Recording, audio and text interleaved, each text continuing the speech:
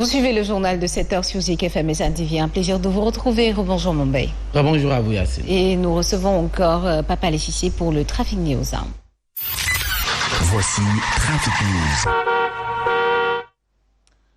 Rebonjour Papa Alé Cissé. Rebonjour Yassine. Alors, où est-ce que vous êtes?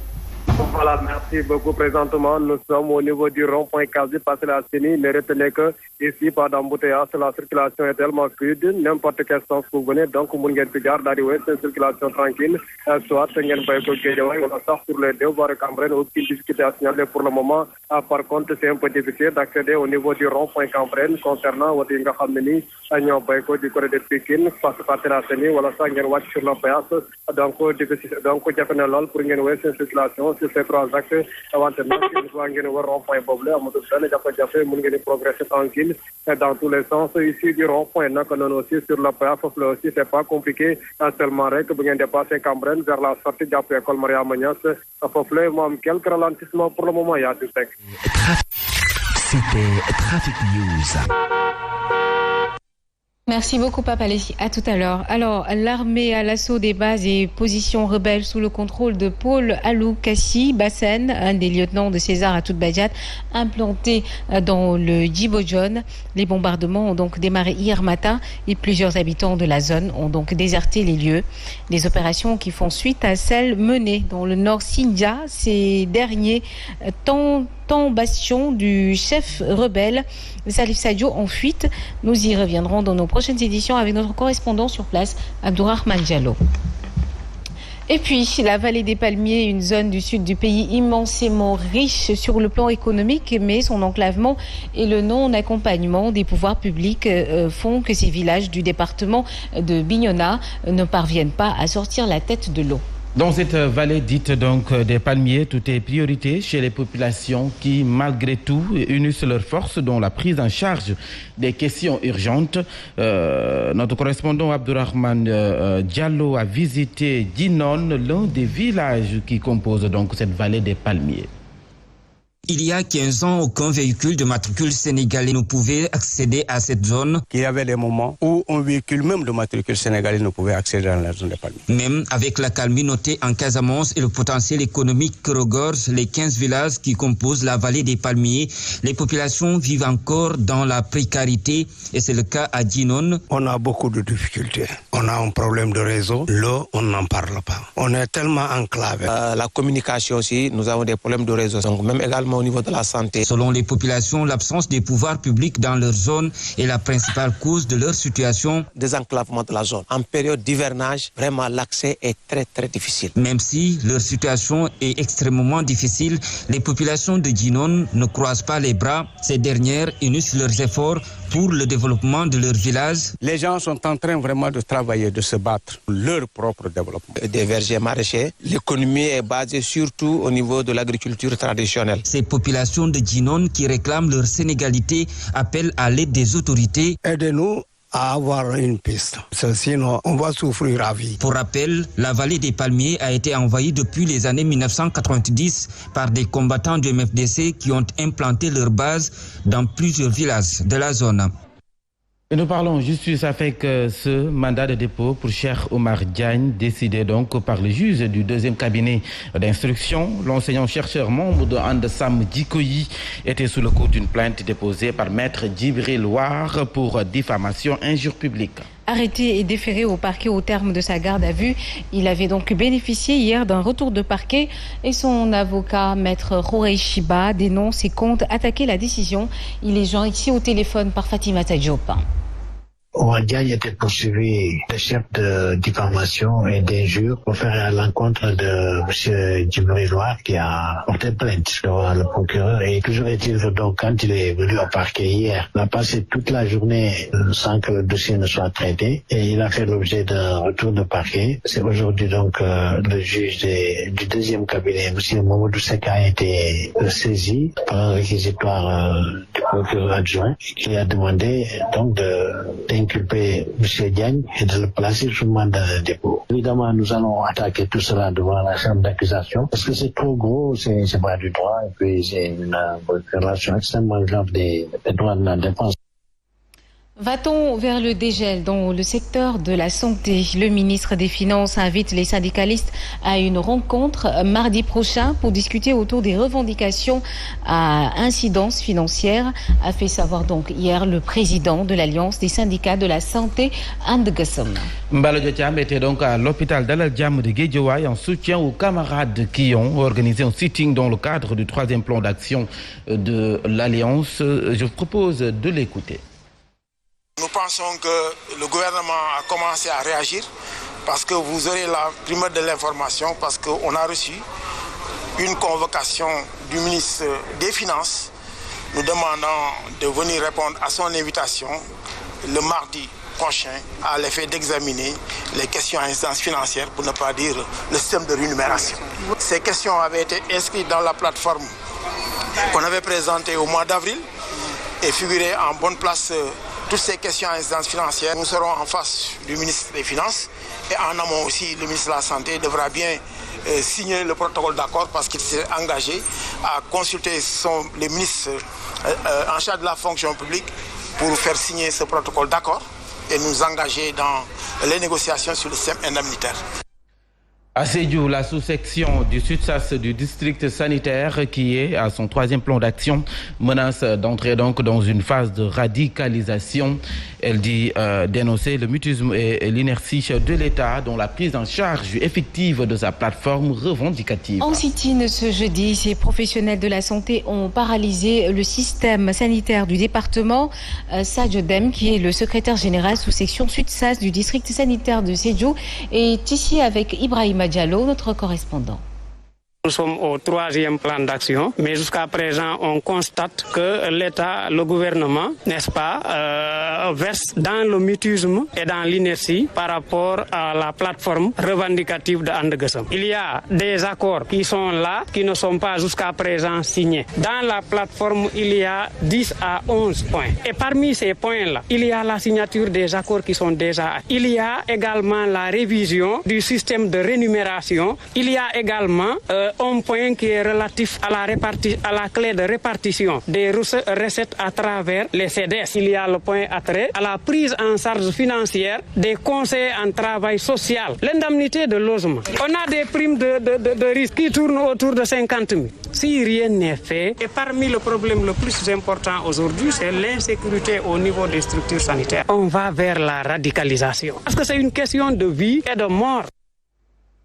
Et pendant ce temps, la section And Gassam de Mbour a déroulé son 3e plan d'action avec une grève de 72 heures sur les 35 postes du département de Mbour. Un mode de grève largement suivi d'après Damsek, responsable syndical qui, par ailleurs, déplore les mauvaises conditions de travail des agents de santé. Damsek que nous écoutons avec Alioune Badara Sonko.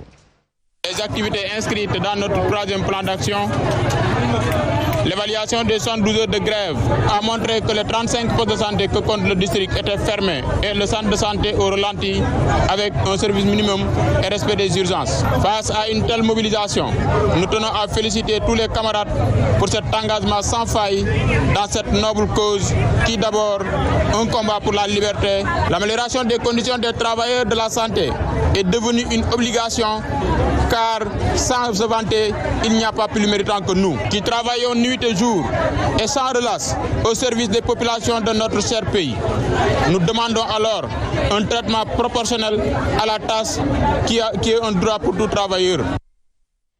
L'actualité, c'est aussi ces boutiquiers qui ne veulent pas être les agneaux du sacrifice et dans la guerre entre l'État et les grossistes et les demi-grossistes pour la baisse des prix de denrées. Ils refusent que leurs produits comme le riz, le sucre et l'huile soient saisis. L'Union nationale des boutiquiers du Sénégal, en conférence de presse hier matin, donc pointe du doigt les fournisseurs qui, selon les responsables, refusent toujours de se soumettre à la décision du gouvernement, à savoir la baisse des prix. Nous y reviendrons tout à l'heure avec Fatimata Diop dans son compte rendu en Wolof, avec Mombay Ndiaye bien sûr. Et dans le même registre, l'UNACOIS Diapo a réagi à la suite de la sortie de Jean-Claude Mimram hier dans plusieurs quotidiens de la place. Le patron de la CSS semblait se plaindre malgré le monopole du secteur par la société. Pour ces commerçants, le modèle de la compagnie sucrière sénégalaise n'est plus donc rentable. Il n'est plus question de laisser Mimran se sucrer sur le dos des Sénégalais. Il pointe du doigt l'attitude de l'État du Sénégal qui vraisemblablement peine à imposer sa suprématie devant l'industriel. C'est un commentaire signé Ndeye Mendao.